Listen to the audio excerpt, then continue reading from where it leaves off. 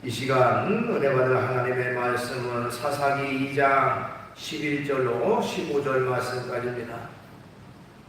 구약성경 363쪽에 있습니다. 사사기 2장 11절로 15절 말씀까지 받들어 공독을 하겠습니다. 이스라엘 자손이 여호와의 목전에 행하여 바알을 섬기며 애굽 땅에서 그들을 인도하여 내신 그들의 조상들의 하나님 여호와를 버리고 다른 신들 곧 그들의 주위에 있는 백성의 신들을 따라 그들에게 절하여 여호와를 진노하시게 하였으되 곧 그들이 여호와를 버리고 바알과 아스타롯을 섬겼으므로 여호와께서 이스라엘에게 진노하사 노력하는 자의 손에 넘겨주사 그들이 노력을 당하게 하시며 또 주위에 있는 모든 대적의 손에 팔아넘기시매 그들이 다시는 대적을 당하지 못하였으며 그들이 어디로 가든지 여호와의 손이 그들에게 재앙을 내리시니 곧 여호와께서 말씀하신 것과 같고 여호와께서 그들에게 맹세하신 것과 같아서 그들의 괴로움이 심하였더라. 아멘. 말씀을 15절까지 들어 봉독을 했습니다. 오늘 본문 말씀 가지고 제목을 여호와를 버린 사람들, 이런 제목의 말씀으로 같이 은혜를 나누려고 합니다. 한때 한국교회는 역사상 그 유래를 찾지 못할 정도로 급속도로 성장을 거듭해 왔습니다. 그래서 많은 외국에 있는 신앙, 종교 지도자들, 기독교 지도자들이 한국을 방문해서 그 성공의 비결을 찾고자 했습니다. 그러나 요즘에는 한국교회가 최대의 위기를 맞았다 하는 말들을 많이 합니다. 근래에 들어서 점점 교회의 숫자가 줄어들고 성도들의 숫자들도 줄어들고 있습니다. 특별히 코로나 이후에 교회 안에서는 급격히 영적인 힘을 상실하고 활력을 잃어가는 것이 안타까운 현실이라고 말씀드릴 수가 있습니다. 그 중에 제일 안타까운 것은 미래를 이어갈 젊은 세대들이 교회를 외면하고 있다고 하는 것입니다. 어느 교회든지 청년층이나 학생층이나 주일학교가 점점 줄어들고 있습니다.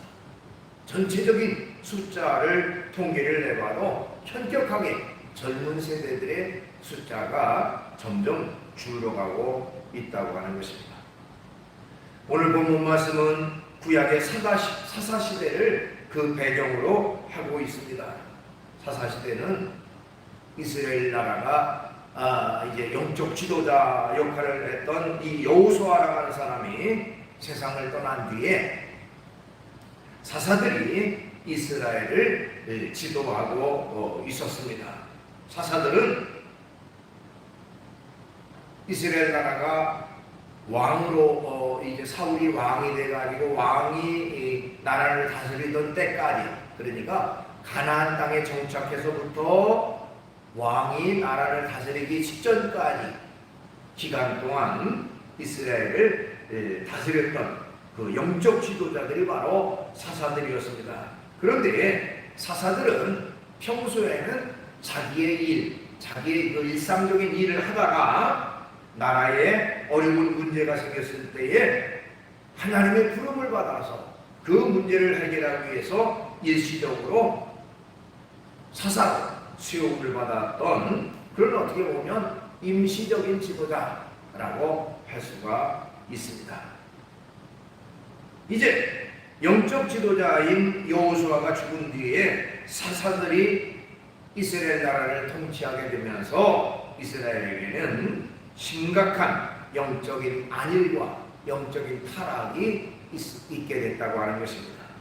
오늘 본문 말씀 11절과 12절 말씀에 보면 이스라엘 자손이 여호와의 목전에 악을 행하여 바알을 섬기며 애굽 땅에서 그들을 인도해 내신 그들의 조상들의 하나님은 여호와를 버리고 다른 신들 곧 그들의 주위에 있는 백성의 신들을 따라 그들에게 절하여 여호와를 진노하시게 하였으되 이렇게 기록하고 있습니다.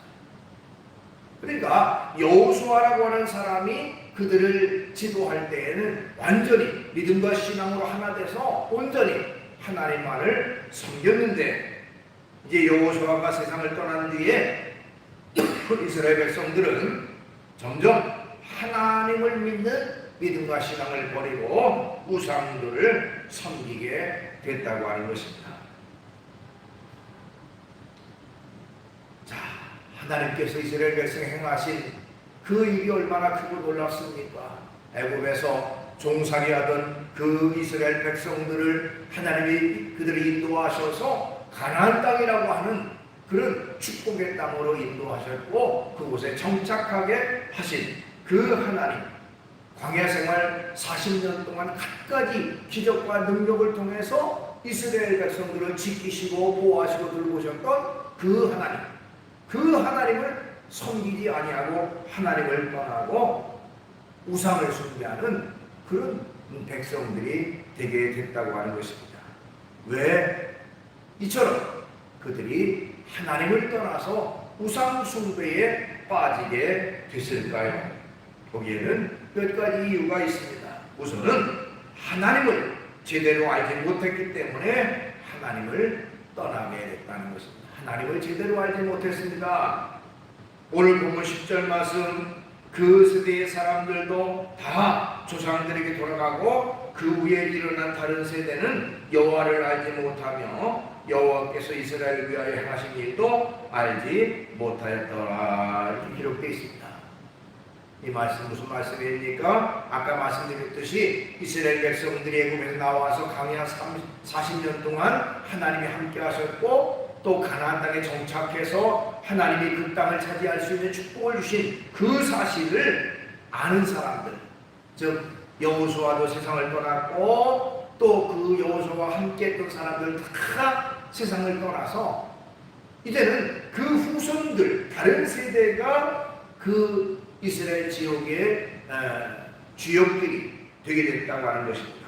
그런데 그 다음 세대가 믿음과 신앙의 대를 믿지 못하고 그들은 하나님이 하신 일들을 깨닫지도 못하고 알지도 못하고, 그래서 결국 하나님을 떠나는 그런 일이 있게 됐다고 하는 것입니다. 이처럼 이스라엘 백성들이 하나님을 떠나게 된 근본적인 이유는 저들이 하나님에 대해서 잘 몰랐기 때문에 하나님을 떠났던 것입니다. 하나님을 잘 모르니 하나님을 왜 섬겨야 하는지, 하나님을 어떻게 섬겨야 하는지도 몰랐던 것입니다.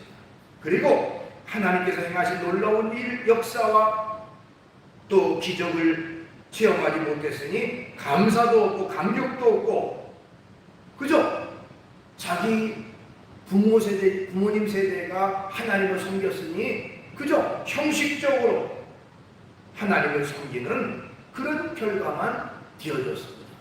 온전히 하나님을 믿지도 않고 의지하지도 않고 그저 형식과 타성에 젖어서 하나님을 섬겼다고 하는 것입니다.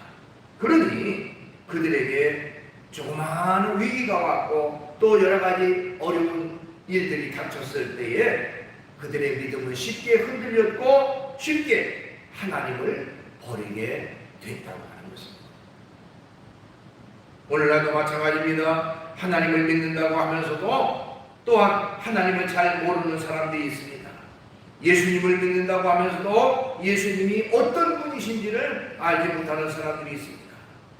이렇게 하나님과 예수님에 대해서 제대로 알지 못했기 때문에 결국 조그마한 시험과 어려움이 있으면 쉽게 믿음을 버리고 신앙을 버리고 하나님을 떠나는 그런 사람들이 많이 있다고 하는 것입니다. 미국의 세들백 교회라고 하는 교회는요, 성도들을 크게 네 부류의 성도들로 구분을 한다고 합니다. 우선 마당 성도, 마당 교인이 있다고 합니다. 그죠? 가끔 교회에 출석하는 사람들입니다. 바쁘면 못 나오고 생각나면 교회에 나와 예배 참석하는 사람들. 그들은 교회는 나오지만 예수님을 잘 모르는 사람들이 거기에 해당된다고 합니다.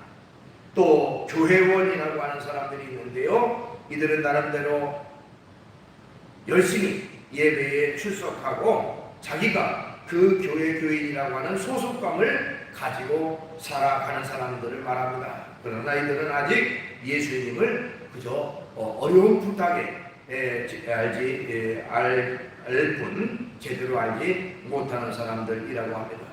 세 번째는 헌신자들입니다. 이들은 제자 훈련을 통해서 헌신된 사람들로 교회의 사역과 봉사에 적극적으로 참여하는 사람들을 말합니다. 이들은 나름대로 예수님이 어떤 분인지를 아는 사람들에 해당된다고 해요. 그 다음에 마지막으로 핵심 교인이 있는데 이들은 교회의 리더 그룹으로 교회를 위해서 기쁨으로 십자가를 질 줄 아는 사람들, 그들은 예수님을 깊이 알고 사랑하는 그런 사람들에 해당된다고 합니다.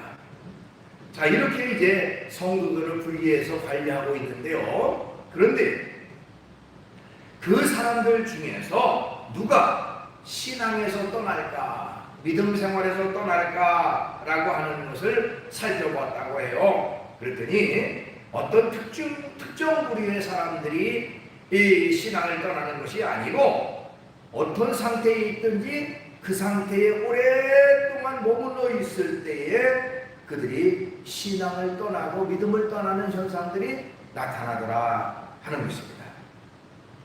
그러니까 아까 얘기했던 마당교인이나 또한 교회원이나 그 상태에 그대로 오랫동안 머물러 있어서 신앙의 발전이 없고 신앙의 어떤 새로운 변화가 없이 그냥 타성에 젖어서 살아가던 사람들이 결국 그 정체 현상에 머무르게 되고 결국에는 믿음과 신앙도 식어지고 하나님을 떠나는 그런 사람들이 되어지더라 하는 것입니다. 여러분, 정체라고 하는 것은 머물러 있다고 하는 것을 말합니다. 물도요, 흐르는 물은 이끼가 끼지 않습니다. 그러나 정체되어 있으면 이끼가 끼고 썩어요. 그렇죠? 우리의 믿음과 신앙도 정체된 믿음과 신앙이 돼서는 안 됩니다. 발전하고 변화하고 새로워지는 그런 믿음과 신앙이 되어야 됩니다. 우리가 믿음 생활하는 데 있어서 가장 중요한 것은 예수님이 어떤 분인지를 분명히 알고 그 예수님을 향한 믿음이 확실할 때에 흔들리지 않는 굳건한 믿음을 가지고 살아갈 수가 있습니다. 오래 믿어도 예수님이 어떤 분인지를 알지 못하고 예수님과 나와 어떤 관계가 있는지를 깨닫지 못했을 때에 그 믿음과 신앙은 점점 식어질 수밖에 없다고 하는 것입니다. 우리는 힘써서 예수님을 알아야 합니다. 예수님이 바로 우리의 구세주가 되시고 예수님이 우리를 죄 가운데서 구원하시는 유일한 분이심을 믿어야 하는 것입니다. 예수님만을 믿어야 구원받고 예수님만을 통해서만이 천국에 갈 수 있다고 하는 사실을 분명히 알아야 하는 것입니다. 요한복음 14장 6절에 보니까 예수께서 이르시되 내가 곧 길이요 진리요 생명이니 나로 말미암지 않고는 아버지께로 올 자가 없느니라 이렇게 말씀하셨습니다. 사도행전 4장 12절 다른 이로서는 구원받을 수 없나니 천하 사람 중에 구원받을 만한 다른 이름을 우리에게 주신 일이 없습니다. 예수 이름 외에 예수님 외에 다른 것으로는 절대로 구원받을 수 없다고 성경은 분명하게 말씀하고 있습니다. 그렇기 때문에 우리는 매일매일 예수님에 대해서 바르게 잘 알고 바르게 믿는 믿음이 우리에게 있어야 됩니다. 그렇게 할 때에 우리의 믿음이 자녀들에게 전달되고 그 다음 세대들에게 믿음이 전달돼서 더 하나님을 섬기는 그런 결과를 가져오게 되는 것입니다. 이스라엘 백성들이 우상을 섬긴 이유, 하나님을 떠난 이유는 바로 하나님에 대해서 제대로 알지 못했기 때문에 그렇습니다. 또한 그들이 왜 하나님을 떠나게 됐는가? 하나님보다 더 사랑하는 것이 생겼기 때문에 하나님을 떠났다는 것입니다. 오늘 본문 12절 말씀에 애굽 땅에서 그들을 인도해내신 그들의 조상들의 하나님 여호와를 버리고 다른 신들 곧 그들의 주위에 있는 백성의 신들을 따라 그들에게 절하여 그랬습니다. 자, 이스라엘 백성이 하나님보다 다른 신들을 더 좋아하고 그렇기 때문에 하나님을 버리고 그 우상들을 따르게 됐다고 하는 것이죠. 당시에 이스라엘 백성들이 하나님을 버리고 섬겼던 그런 신들 가운데 가장 대표적인 신이 바알신이라고 하는 신이었습니다. 이 바알신은요, 농사를 짓던 가나안 주변 나라들이 섬기던 다산과 풍요의 신이라고 합니다. 농사를 잘 짓게 해주는 신이 바알신이다, 이렇게 얘기를 생각하고 있었어요. 그래서 당시에 가나안 주변 나라들은 농사짓는 모든 일을 바알신을 섬기는 것과 연관지어 놓아서 하나의 종교문화화 그렇게 만들었습니다. 그러니까 농사짓는 사람들은 당연히 농사의 신인 이 바알을 섬겨야 농사가 잘 된다, 이렇게 생각하는 하나의 고정관념을 가지고 있었다고 하는 것입니다. 자, 이 땅에, 이 가나안 땅에 이스라엘 백성들이 이제 정착하게 됐잖아요. 그 땅에 정착하면서 그들은 그 땅에 들어와서 농사를 짓게 되었습니다.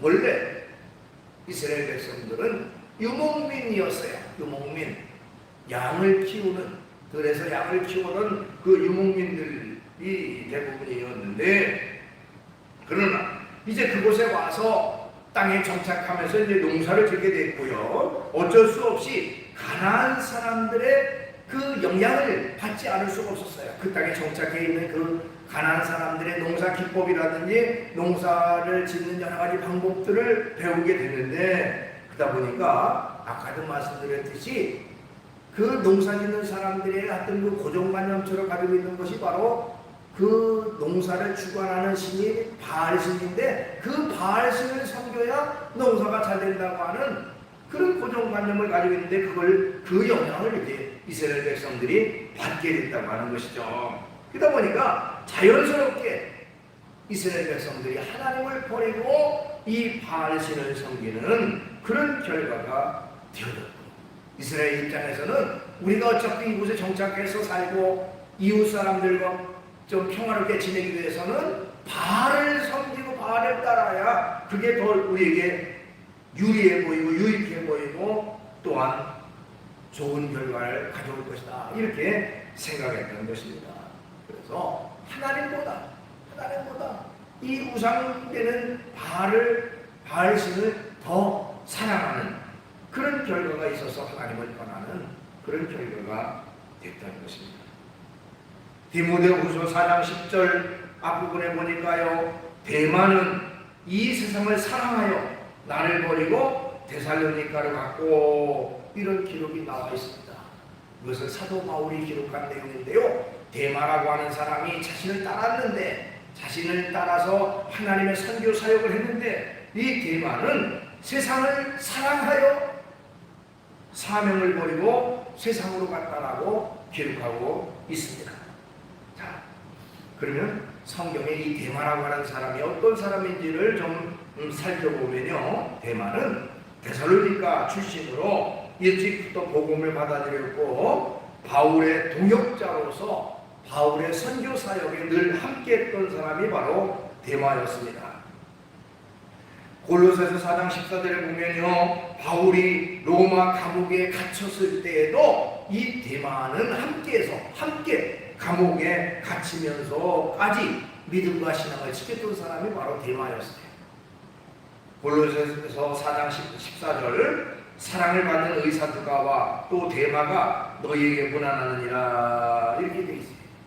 이 골로새서는 옥중서신입니다. 바울이 감옥 속에 기록한 것인데, 그 감옥에 지금 누가라는 사람과 대마라는 사람이 함께 있어서 그들도 너희에게 문안한다라고 하는 말은, 대마도 기꺼이 복음을 위해서 감옥에 갇혀 것을 오히려 기꺼이 감수했던 사람이 바로 대마였습니다.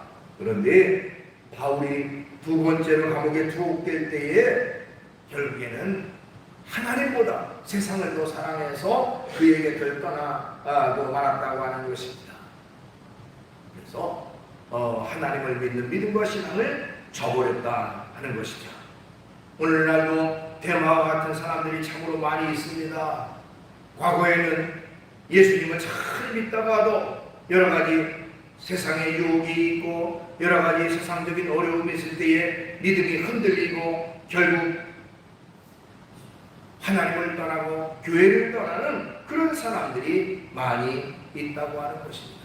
참으로 안타까운 일이 아닐 수가 없습니다. 하나님을 믿고 섬기는 것이 참 진리의 길이고 참 생명의 길인데 그 구원과 생명의 길을 잃어버리고 세상적인 것을 더 사랑해서 그곳을 갔다는 것은 하나님 앞에 결코 올바른 그런 일이 아닌 것이다. 우리가 중국의 고서 중에 하나인 명심보감이라는 것을 많이 보기도 하고 또 얘기도 듣기도 합니다. 그 명심보감에 나오는 구례공이라고 하는 사람의 육회훈이 있습니다. 육회훈. 이 구례공은 북송시대에 재상을 지냈던 사람인데요. 이 사람이 6가지 후회할 일이 있다. 사람이 인생을 살아가는데 6가지의 후회할 일이 있다라고 얘기를 했습니다. 그 첫 번째는요, 관리가 옳지 못한 일을 행하면 그 지위를 잃었을 때에 후회한다. 관리, 공정하게 정직하게 올바르게 관리로 일해야 되는데 관리가 옳지 못한 정직한 일을 하지 않으면 그 지위를 잃었을 때 땅을 치고 후회한다는 것이죠. 그 다음에 두 번째 후회는 부자가 재물을 검소하게 쓰지 않으면 가난해졌을 때 후회한다. 그런 것입니다. 그 다음에 세 번째 후회는요, 젊었을 때 기술을 배우지 않으면 나이가 들었을 때 후회한다. 네 번째는 일을 마주쳤을 때 배우지 않으면 쓸 일이 생겼을 때 후회한다. 다섯 번째, 취한 뒤에 막말을 하게 되면 깨어났을 때에 후회한다. 여섯 번째, 몸이 편안할 때 휴식을 취하지 않으면 병들었을 때 후회한다. 그래서 소위 이것이 구례공의 육회훈이라고 하는 그런 가르침이라고 합니다. 띄워보면 여러분, 땅에 쏟아지는 이유는 다시 주워 담을 수 없어요. 그걸로 끝나죠. 우리의 믿음과 신앙도 다 때가 있고 또 그 때가 지나면 나중에 후회도 늦게 되어집니다. 우리의 믿음과 신앙은 올바르게 하나님을 향한 그런 믿음과 신앙이 되어야 됩니다. 여러 가지 크고 작은 세상적인 그 미혹에 빠져서 하나님보다 세상을 더 사랑해서 하나님을 떠나는 그런 어리석은 삶을 사는 사람들이 있는데, 그러나 오랜 기간 뒤에 후회에도 아무 소용이 없는 것입니다. 철저히 하나님을 제일로 여기고 하나님만 사랑하고 하나님만을 끝까지 섬기며 살아가는 이 믿음의 길이 옳은 길이고 바른 길이고 참으로 중요한 일이라고 하는 사실을 우리가 기억해야 하는 것입니다. 그 다음에 여호와를 버린 결과 이스라엘에는 하나님의 진노가 있었다는 것입니다. 이스라엘 하나님을 버린 결과 이스라엘에게 하나님의 진노가 있었습니다. 오늘 보면 14절 앞부분에 보니까 여호와께서 이스라엘에게 진노하사 이렇게 되어 있죠. 자, 하나님께서 하나님을 섬기지 아니하고 다른 신을 섬기게 되자 하나님께서 그 이스라엘 백성들에게 진노하셨다 하는 것입니다. 어떻게 보면 하나님은 사랑의 하나님이라고 했는데 왜 하나님이 화를 내고 진노하느냐 이렇게 말하는 사람이 있어요. 물론 하나님은 우리를 구원하시고 우리를 너무너무 사랑하시고 축복하시는 사랑의 하나님이십니다만은 우리가 하나님 앞에 바른 길을 가지 아니하고 잘못된 길로 갈 때에 진노의 채찍으로 우리에게 깨닫게 하시는 분이 하나님이신 것입니다. 자, 그런데요, 여기 하나님의 진노라고 하는 말을 성경에서 쭉 살펴보니까요, 두 가지의 진노가 있습니다. 두 가지의 진노. 첫 번째로는 믿지 않는 사람들을 위한 하나님의 진노가 있고요. 두 번째로는 믿는 사람들을 위한 하나님의 진노하심이 있어요. 이 두 가지가 서로 다릅니다. 구분을 해야 돼요. 자, 그런데 우선은 이제 하나님을 믿지 않는 사람들을 위한 하나님의 진노는 무엇인가 하는 것입니다. 로마서 1장 18절에 보니까요, 하나님의 진노가 불의로 죄질을 막는 사람들의 모든 경건치 않음과 불의에 대하여 하늘로부터 나타나니, 그렇게 되어 있어요. 하나님의 진노가 믿지 않는 사람들에게 나타났다는 것인데요, 그 뒤에 이제 내용을 보면 하나님의 진노가 어떻게 나타났느냐 하는 것이 나오는데, 로마서 1장 24절, 그러므로 하나님께서 그들을 마음의 존속대로 더러움에 내버려 두사 그들의 몸을 서로 욕되게 하게 하셨으니, 이렇게 되어 있어요. 그 다음에 로마서 1장 28절에는 또한 그들이 마음에 하나님 두기를 싫어하며 하나님께서 그들을 그 상실한 마음대로 내버려 두사 합당하지 못한 일을 하게 하셨으니, 되어 있습니다. 자, 이 두 구절에서 하나님을 믿지 않는 사람들에 향한 하나님의 진노는 뭐라고 말하느냐? 그 두 구절을 가만히 살펴보면요, 공통된 하나의 단어가 나옵니다. 내버려 두사라는 말이에요. 자, 24절에도 마음의 종욕대로 더러움에 내버려 두사, 28절에도 그들이 그 상실한 마음대로 내버려 두사, 그렇게 되어 있어요. 내버려 두셨다. 즉 하나님께서 믿지 않는 사람들에게 진노를 나타내시는데, 즉 내버려 두신다, 그냥 놔두신다는 겁니다. 그래서 멸망의 길을 치닫더라도 그냥 못 본 채 내버려 두셔서 그것이 결국 그들에게 재앙으로, 진노로, 하나님의 진노로 나아가게 되는 것입니다. 그래서 그렇기 때문에 우리가 이 세상 살아갈 때에 믿지 않는 사람들이 때로는 번성하기도 하고요, 번창하기도 하고 찰리는 경우가 있어요. 야, 저 사람들은 교회 다니도 않고 믿지도 않는데 어떻게 저렇게 번성하고 번창하느냐. 그러나 여러분, 일시적으로 하나님이 내버려 두셨기 때문에 그렇게 잘 될 수도 있어요. 일시적이에요, 일시적. 그 때문에 그것 때문에 그들을 결국 부러워해서는 안 됩니다. 왜냐하면 그 번성은 금방 없어지는 결과가 돼요. 그 내용이 어디에 있느냐면 시편 37편 1절 2절에 있습니다. 악을 행하는 자들 때문에 불평하지 말며 불의를 행하는 자들을 시기하지 말지어다. 그들은 풀과 같이 속히 배임을 당할 것이며 푸른 채소같이 쇠잔할 것이미로다. 일시적으로 번성하는지 몰라도 그들은 금방 시들어버리고 금방 이 세상에서 끝나는 그런 멸망받을 자들이다. 하나님의 진노의 심판이 있는 자들이라 하는 것이죠. 자, 이처럼 믿지 않는 사람들에게 하나님이 내버려 두셔서 그 멸망이 그들에게 닥치도록 하십니다. 그 다음에 하나님을 믿는 사람들을 위한 진노는 어떻게 나타나느냐 하는 것입니다. 오늘 14절에 보면 여호와께서 이스라엘에게 진노하사 노력하는 자의 손에 넘겨주사, 이렇게 기록되어 있어요. 하나님이 하나님을 떠나서 잘못된 길로 가고 있는 이스라엘 백성들, 믿는 사람들이죠. 그 사람들에게 어떻게 행하셨느냐? 바로 하나님의 진노가 임했는데 그들을 노력하는 자의 손에 넘겨주셨다 하는 것이죠. 노력하는 자의, 즉 주변 다른 나라 사람들이 그들을 쳐들어와서 그들에게 고통과 괴로움과 어려움을 당하도록 그렇게 만들어 두셨습니다. 주변 나라들이 침략을 받아서 고통당해요. 여러분, 전쟁이라고 하는 거 얼마나 그 당사국에는 고통이 되고 괴로움이 됩니까? 우리가 지금